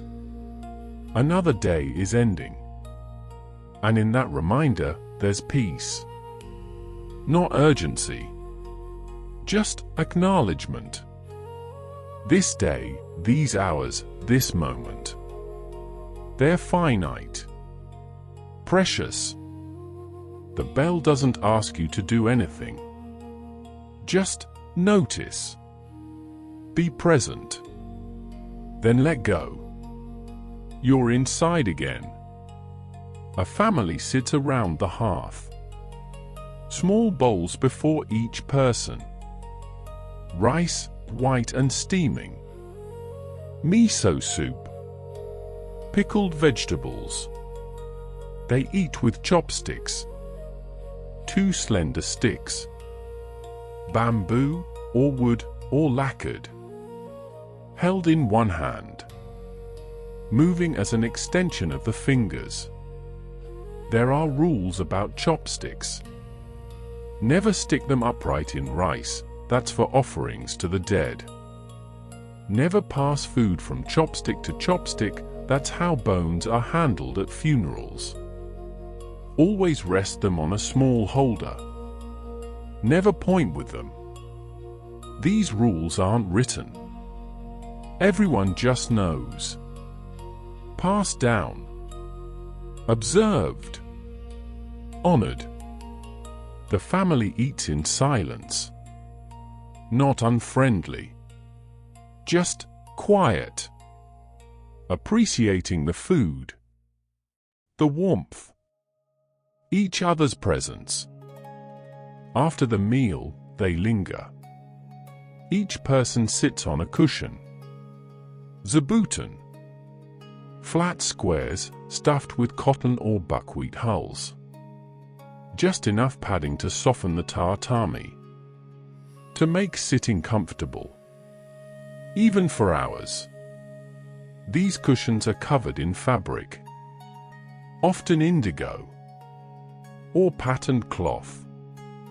Stitched by hand. They're placed where guests sit. Where family gathers. And when not in use, stacked neatly in a corner. Everything has its place. Everything is cared for. Mended when needed. Used until it can't be used. Then repurposed. The fabric becomes patches.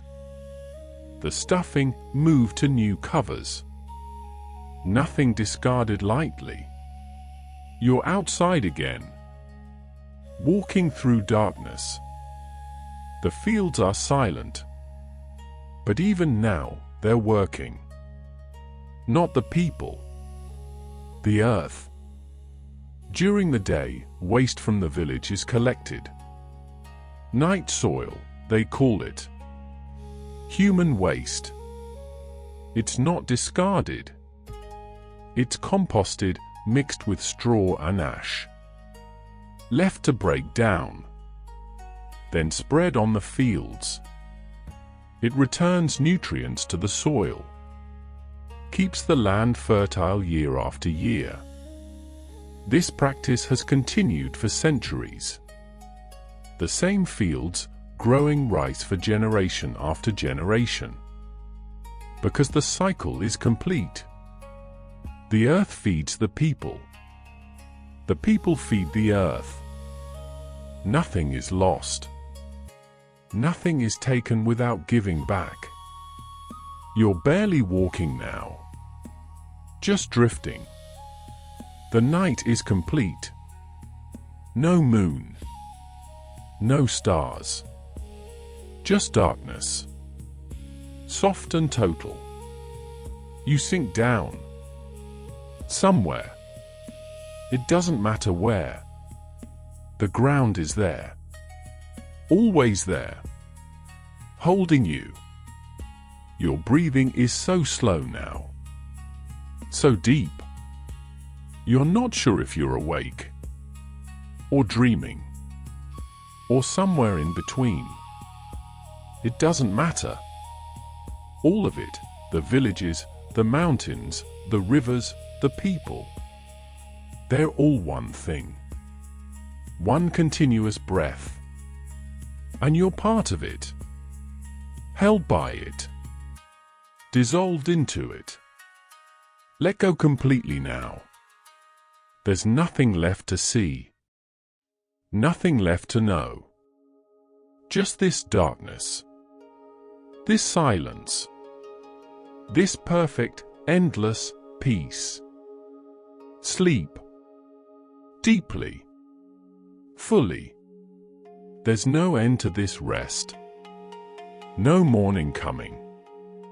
Just now. Forever now. Breathing. Being. Still. You're barely here anymore. Just a whisper of awareness. Floating through darkness. Through memory. Through dream. The boundary between sleep and waking has dissolved completely. You don't know which side you're on. And it doesn't matter. Somewhere you hear rain beginning. Soft at first. Then steady. You're inside a house. Protected. Safe. Someone slides wooden panels along the outside of the building. A motto.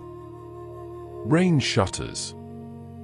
They run in tracks, closing over the paper screens, sealing the house against the storm.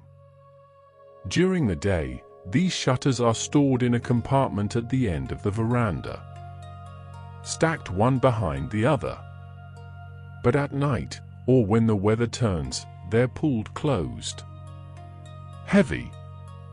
Solid. The rain drums against them. But inside, you barely hear it.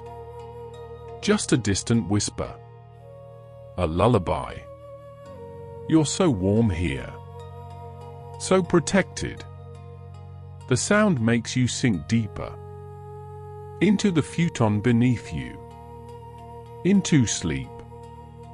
In the corner of the room, there's a chest. Low. Simple. Made from pale wood.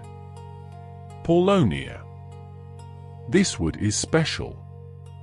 It grows fast. Becomes large. But remains lightweight. And it has a quality: it resists moisture.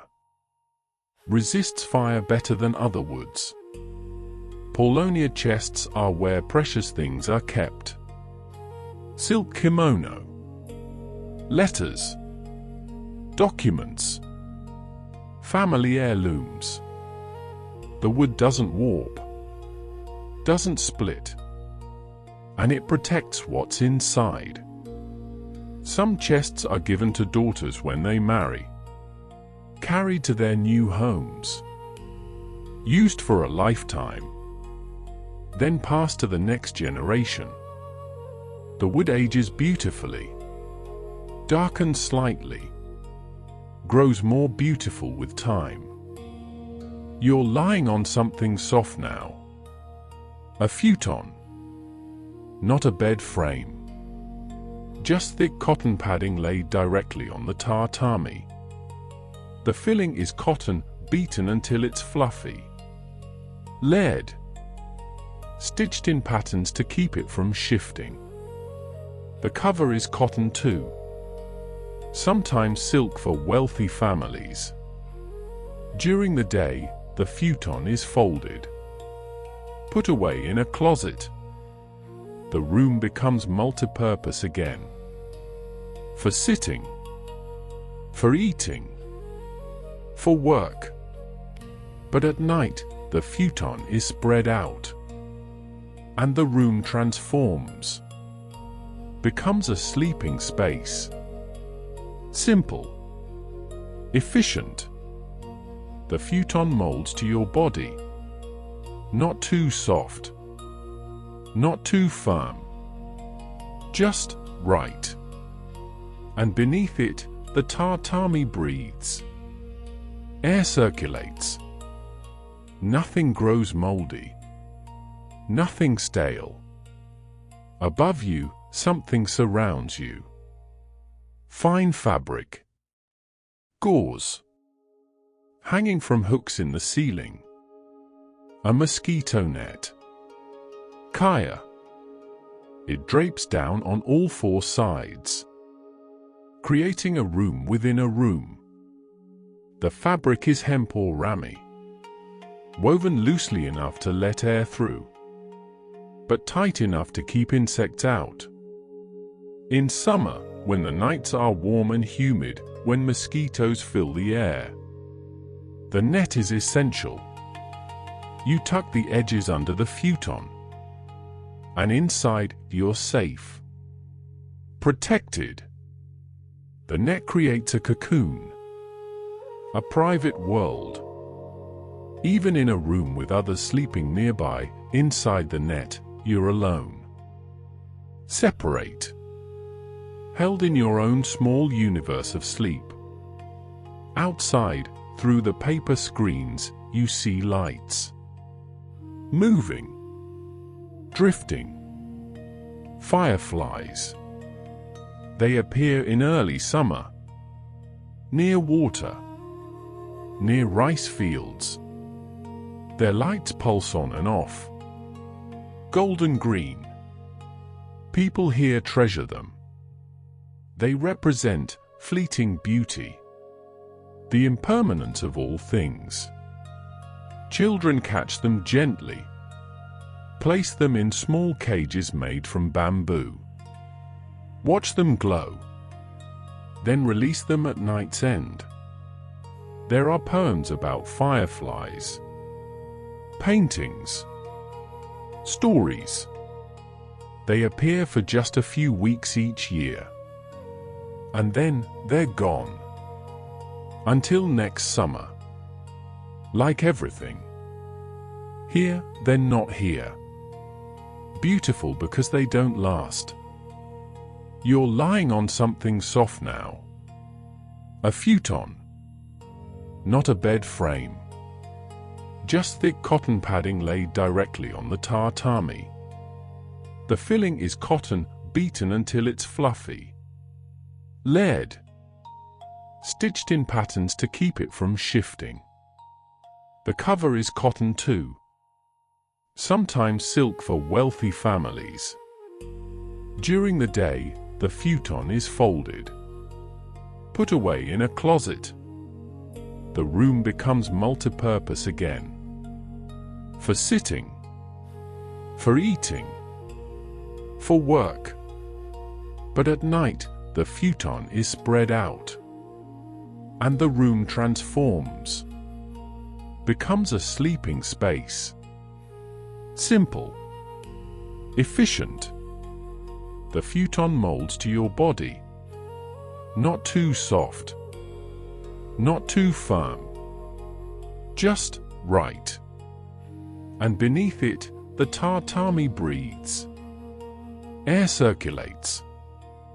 Nothing grows moldy. Nothing stale.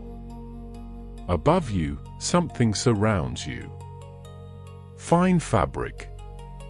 Gauze. Hanging from hooks in the ceiling. A mosquito net. Kaya. It drapes down on all four sides, creating a room within a room. The fabric is hemp or rami, woven loosely enough to let air through, but tight enough to keep insects out. In summer, when the nights are warm and humid, when mosquitoes fill the air, the net is essential. You tuck the edges under the futon, and inside you're safe, protected. The net creates a cocoon, a private world. Even in a room with others sleeping nearby, inside the net, you're alone. Separate. Held in your own small universe of sleep. Outside, through the paper screens, you see lights. Moving. Drifting.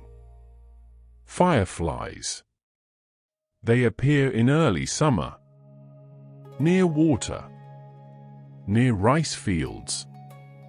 Their lights pulse on and off. Golden green. People here treasure them. They represent fleeting beauty, the impermanence of all things. Children catch them gently, place them in small cages made from bamboo. Watch them glow, then release them at night's end. There are poems about fireflies, paintings, stories. They appear for just a few weeks each year, and then they're gone. Until next summer. Like everything. Here, they're not here. Beautiful because they don't last. You're so deep now. So far below the surface. Thought has stopped. Time has stopped. There's only this. This floating. This dissolving. And occasionally, like bubbles rising from deep water, images appear. Gentle. Fragments. Dreams within dreams. Somewhere in the darkness, you sense movement. A woman kneeling, washing rice. She fills a wooden bowl with grain, covers it with water, swirls it gently with her hand. The water turns cloudy, white. She pours it away, adds fresh water, swirls again. This happens 3 times. 4. Until the water runs clear. The starch washed away. This water isn't discarded. It's saved. Used to water plants, the nutrients feed them. Or used to wash dishes, the starch helps clean. Even this cloudy water has purpose. The rice, once clean, is left to soak. For 30 minutes. An hour. Absorbing water. So when cooked, each grain will be separate. Perfect. Tender. You see rope. Thick. Twisted from rice straw. Shimanawa. These ropes mark sacred spaces. Hang across torii gates. Around ancient trees. Along the borders of shrines. The rope is braided, 3 strands twisted together. And from it hang paper streamers. White zigzags. Lightning shapes. The rope marks the boundary between ordinary and sacred. Between the human world and the realm of spirits. But the same rope, in a simpler form, is used everywhere. To tie bundles. To secure loads. To bind sheaves of grain. The farmers braid it in the evening. Their hands moving automatically. Creating hundreds of feet of rope each season. Strong. Flexible. Biodegradable. When it wears out, it returns to the fields. A man walks the edge of his field. Pacing it out. Measuring. Land here is measured by how much rice it can produce. 1 tan. About 1/4 acre. Enough land to yield 1 koku of rice. Enough to feed 1 person for 1 year. A family's wealth, their status, their taxes. All calculated this way. Not in money. Not in gold. In rice. In land. In the earth's capacity to sustain life. The man knows every corner of his field. Every slight variation in the soil. Where it's clay, where it's sandy. Where water collects. Where it drains too fast. This knowledge comes from walking. From watching. From decades of attention. In a dark storehouse, you see barrels. Wooden. Sealed. Inside, fish and rice. Lead. Pressed down with stones. This is how fish is preserved. Not by drying. Not by salting alone. By fermentation. The fish is gutted, salted, left for days. Then packed with cooked rice. The rice ferments, creates an acidic environment. Preserves the fish for months. Years even. When opened, the rice is discarded. Too sour to eat. But the fish, it's transformed. Funazushi, they call it. Strong. Pungent. An acquired taste. But precious. A way to keep protein through winter. Through times of scarcity. A woman sits weaving. bamboo strips, thin and flexible, in her hands. Over, under, creating a basket. The bamboo is split with a knife. Each piece the same width. Then soaked to keep it pliable. Her fingers work quickly. The pattern emerges. Hexagonal weaving. Strong but light. These baskets are used for everything. Carrying vegetables from the field. Holding fish at market. Storing rice. Straining noodles. Some are woven so tightly they hold water. Others are loose for ventilation. Each design has a purpose. Refined over centuries. And when a basket breaks, it's not thrown away. It's repaired. Or the bamboo is reused. Woven into something smaller. Until finally, it becomes mulch. Return to the earth. You hear something. Far away. A drumbeat. Deep. Rhythmic. Taiko. These drums are carved from a single tree trunk. Hollowed out. The wood aged for years. Then animal skin is stretched across both ends. Cowhide. Deerskin. Thick and resilient. Tacked with nails, or laced with cord. The sound is felt as much as heard. In the chest. In the belly. These drums call the community together. Mark festivals. Announce ceremonies. They are played with thick wooden sticks. The rhythm steady. Powerful. Grounding. Some drummers train for years. Learning not just rhythm, but presence. The drum doesn't respond to force. It responds to centeredness. To breath. To the drummer becoming one with the sound. A farmer sharpens his tool. A sickle. Curved blade. Short wooden handle. The blade is forged steel, folded multiple times. Creating layers. Strength and flexibility. He draws a whetstone along the edge. Listening to the sound. Feeling for the right angle. This sickle will cut rice stalks. Harvest grain. Trim grass. It's used every day during harvest season. And it will last a lifetime. Longer. Passed from father to son. The handle worn smooth by decades of hands.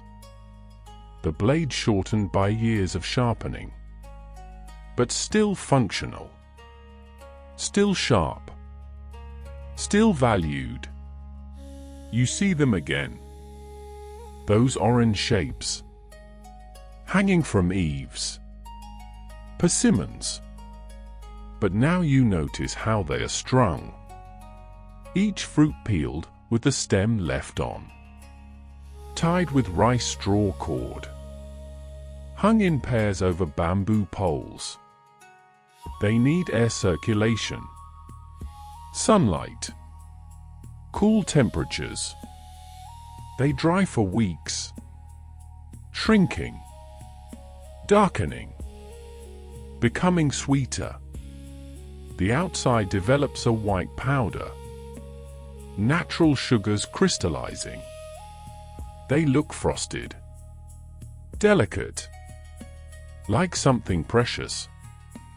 These dried fruits are saved for winter. For celebrations. For gifts. Sliced thin, they're eaten with tea. Or chopped into sweet rice cakes. Each one a concentrated burst of autumn. Preserved. Held. against the cold months ahead.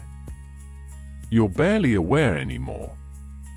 Just the faintest thread of consciousness, holding you to the world. And even that is fraying, coming loose. The darkness is complete now. Warm, soft, like being held in water, like floating in a womb. Your breathing is so slow, so gentle, you can barely feel it. Just the slightest rise and fall. In and out. In and out. There's nothing left to see. Nothing left to know. All those villages, fields, mountains, rivers. They're gone now. Released. Returned to the darkness they came from. And you? You can let go too. Of this story. Of these words. Of awareness itself. Just sink. Completely. Into sleep. Into the deep. Into the endless quiet that asks nothing of you. That requires nothing.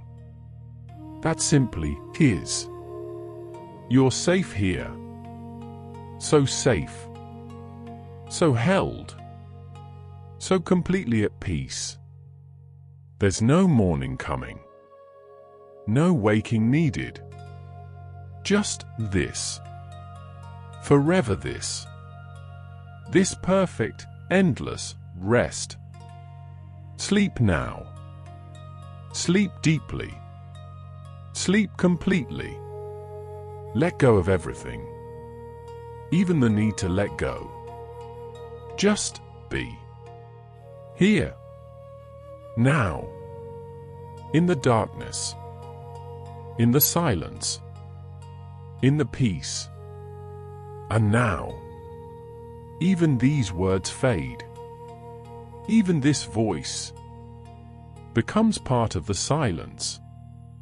Part of the night. Part of you. There's no separation anymore. Between sleep and waking. Between self and world. Between this moment and eternity. All of it, one thing. One breath. One heartbeat. Slowing. Slowing. Until even that dissolves into nothing and everything. Silence. Deep silence. And in that silence, you're still here.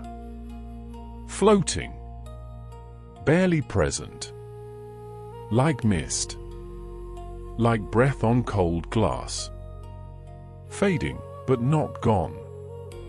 In the darkness, a shape. Stone. Weathered.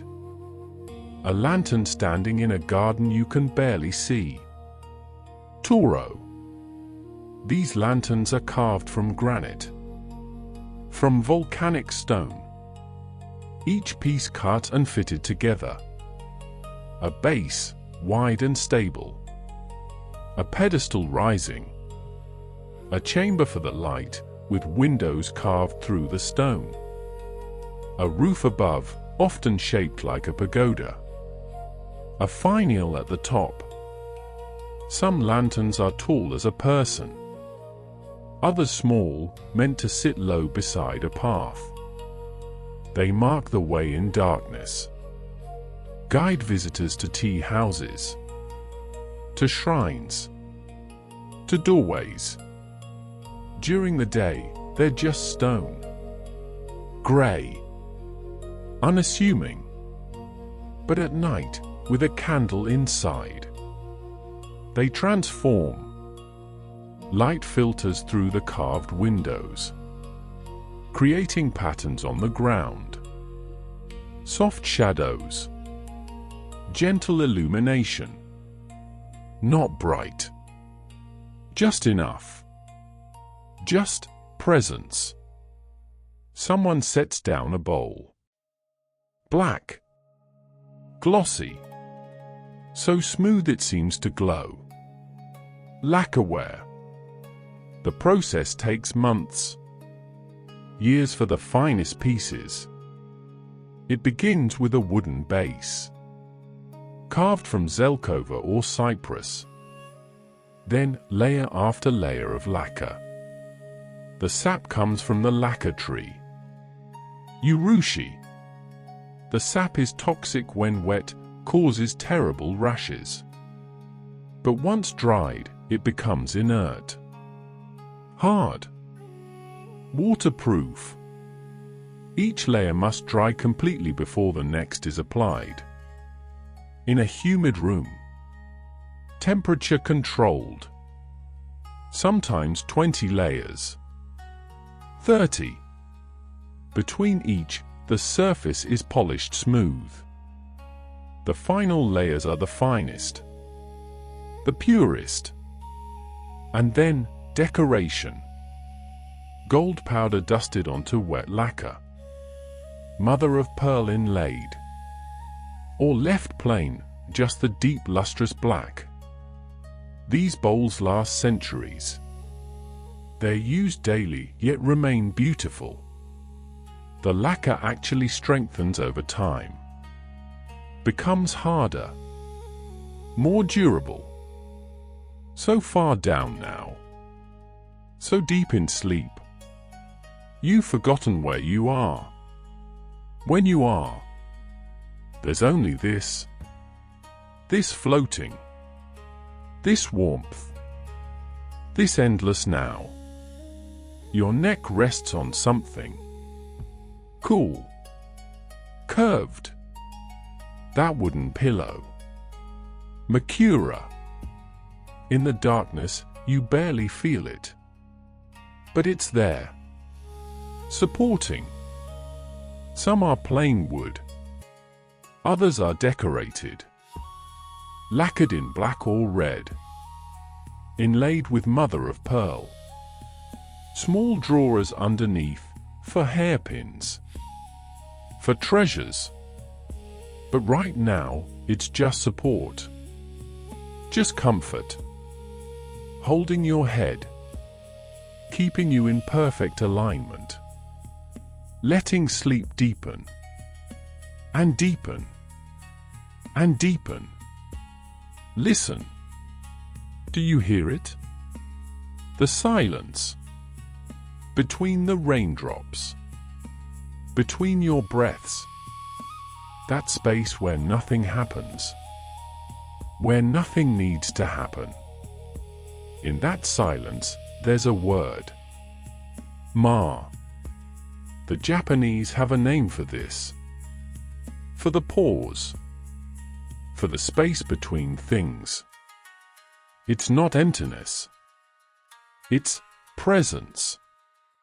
The rest between notes in music. The blank space in a painting. The pause in conversation. This space has value. Has meaning. It's where everything lives. Somewhere in a garden are a tree. Branches hanging down. Long and graceful. Willow. These trees are planted near water. Their roots reach deep. They bend in the wind, never breaking. Flexible. Resilient. The wood is used for baskets. The thin branch is woven. And the tree itself, it represents something. Gentleness. The ability to yield. To bend without breaking. To survive by not resisting. You're like that now? Yielding completely. To sleep. To rest. Bending into it. Becoming it. In a monastery, in darkness. A monk tends something. A spiral of incense. Hanging in the air. Ko. This incense is also a clock. It burns at a steady rate.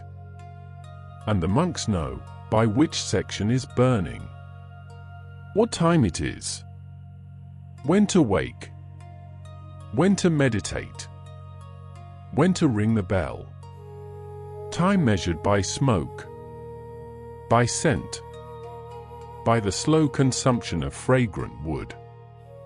Not minutes, not hours, just the turning of the spiral, the gradual fading, until it burns out, and darkness is complete. Through mountains there's a path, narrow, steep, Shio no Maiki, the salt road.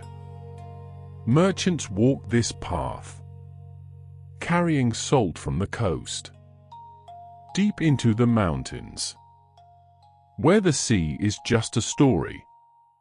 The journey takes weeks. The merchants carry heavy loads, balanced on their backs, resting at small way stations, walking, always walking. And in exchange for salt, the mountain villages give dried fish, medicinal herbs, mountain vegetables, trade flowing in both directions, connecting the coast to the interior, sea to stone, everything flowing, everything connecting. You're barely here, just a trace, a shadow. Your breathing is so soft, so slow, almost imperceptible. And your mind, it's empty now. No thoughts, no images, just void. Soft, peaceful, complete. The paper door. A door slides open. Somewhere. Shoji. Paper and wood. The paper glows slightly in the darkness. Translucent. On the other side, a silhouette. Someone moving. You can't see them. Just their shadow. Soft. Blurred. These screens create privacy, but not isolation. You can sense presence through them. Hear gentle sounds. See light and shadow. The house breathes together. Everyone aware of everyone else. Not watching. Just present. Connected. On the thatched roof, you see stones. Flat ones. Placed carefully on the ridge. And bamboo poles laid across the thatch. Tied down with rope. These hold the roof in place. Against wind. Against storms. The weight is distributed evenly. Nothing forced. Just gravity. Working with the structure. Protecting it. The roof settles under this weight. Compresses slightly. Becomes stronger. Lasts longer. Everything here works with nature. Never against it. Someone drinks. Cool water. From a ladle. From a stream. The taste is a nothing. Pure. Just water. But that purity is everything. Water from a mountain spring. Cold. Clear. Mineral rich. It tastes of stone. Of earth. Of the mountain itself. People know their water. Each stream has its own taste. Its own character. And they're grateful for it. Every day. This water that grows their rice, that they drink, that sustains everything. Life itself. You're not thinking these things. You're not even hearing them anymore. They're just happening. Somewhere. Far away. And you've dissolved. Completely. Into sleep. Into darkness. Into peace. There's no you anymore. No awareness. No separation. Just existence. Pure. Simple. Still. Let go of even this. Even these words. Even the voice speaking them. Let it all fade. Into silence. Into nothing. Sleep now. So deeply. So completely. There's no end to this rest. No bottom to this peace. Just falling. Gently. Forever. Into the soft dark. Into perfect stillness. Into sleep. Sleep. Sleep. Sleep. Rest. Peace. You're not here anymore. Not really. Just somewhere. Floating in the deep. In the dark. In the space between breaths. Between heartbeats. Between moments. Somewhere, fog. Rolling across the fields. Thick. White. You can barely see through it. Just shapes. Suggestions of things. A fence post. A tree. The edge of a roof. This fog comes from the rice fields. When warm air meets the cool water, it rises, drifts, covers everything. By midday it will burn away. But for now, everything is soft, muted, hidden. Everyone is asleep. The whole village, breathing together, rising and falling, like one body, one being. Houses dark, hearths cold, just embers glowing faintly. No one stirs. No one wakes. The night holds them all. Gently. Completely. On every blade of grass, water. Tiny droplets. Dew. They form in the cool night air. When moisture condenses. Settles. By morning, the whole world is covered. Sparkling. Wet. The dew waters the plants. Gives them moisture. Even in dry seasons. This night water is a gift. Silent. Constant. Appearing every morning. Disappearing by noon. But always returning. Always there. The tatami edge again. Your hand rests on the mat. Feeling the texture. The woven rush. Smooth. Cool. Each strand placed with care. The pattern is simple.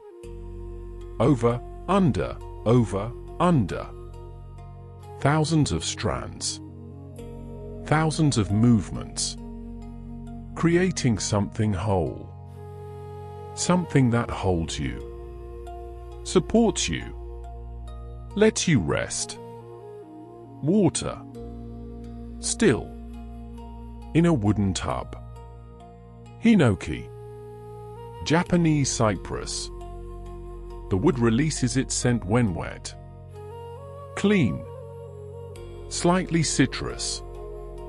Calming. These tubs are deep. You sit in them. Water to your shoulders. The wood holds the heat. Keeps the water warm. And the scent. It fills the room. Fills your lungs. Soothes everything. Mind. Body. Spirit. You're breathing. That's all. Just breathing. In. Out. In. Out. Nothing else. Nothing else needed. Around a garden, a fence. Made from branches. Tied together with black cord. Simple. Natural. The branches still have bark. Still have their curves. Their character. This fence will last a few years. Then the branches will decay. Return to earth. And new ones will be cut. Tied. Placed. The fence renewed. Nothing permanent. Nothing trying to be.